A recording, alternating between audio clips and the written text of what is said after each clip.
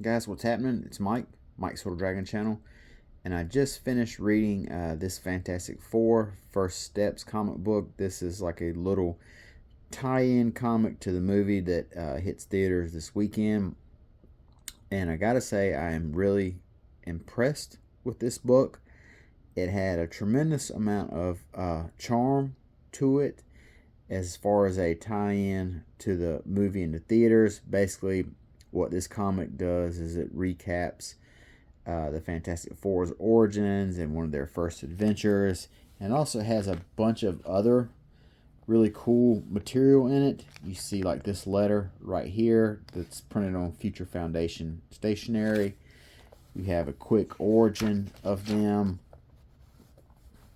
being in quarantine, discovering their powers, and you also have like these little quotes inserted from the characters themselves about how they, things that were going on with them, their mindset about particular things. But the best thing about it is they have these really time accurate ads in here. Like this looks like something you would see out of the old teen heartthrob magazines, Tiger Beat magazines.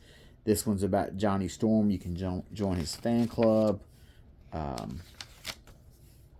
and they've got little ads like that all throughout this book. Like this one is for the Fantastic car. It looks just like a retro car ad.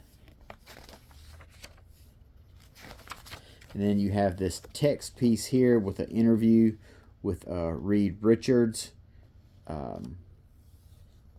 where he talks about science and being the leader of the Fantastic Four and technology and everything. And you had more little promotional books of the Fantastic Four right here in that same vein of the same retro style. Here's an interview with Johnny. Johnny talks from his heart, like a little Q&A with Johnny Storm right here.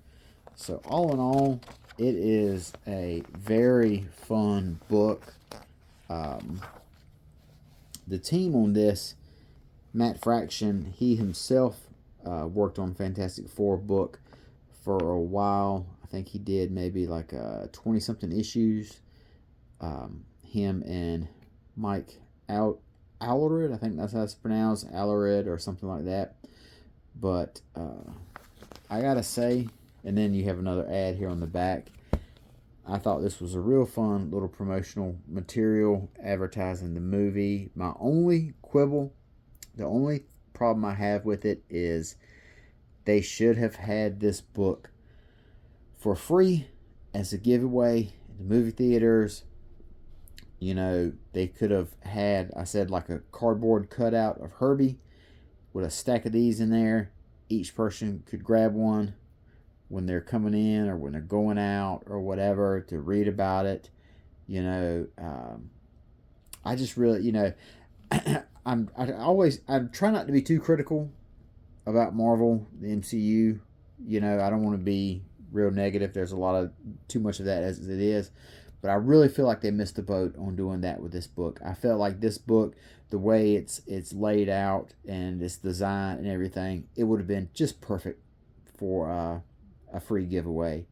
And the MCU and Marvel comic books, they operate out of two different piggy banks. But MCU, all that money Marvel Studios has, you could have funded a run of these. You could have funded a run of 100,000 or whatever it is, and just bit the bullet and not look to make a profit on it. Help out your Marvel comic section just once. Help them out. Do a brother a favor. But it's a real fun book. I think it came out maybe 2 weeks ago, something like that. But if you see it at your comic book shop, pick it up.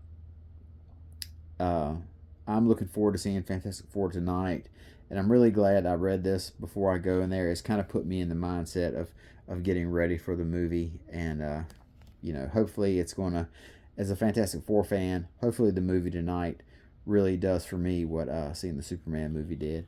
So till next time, you guys take care. Talk to you later. Bye bye.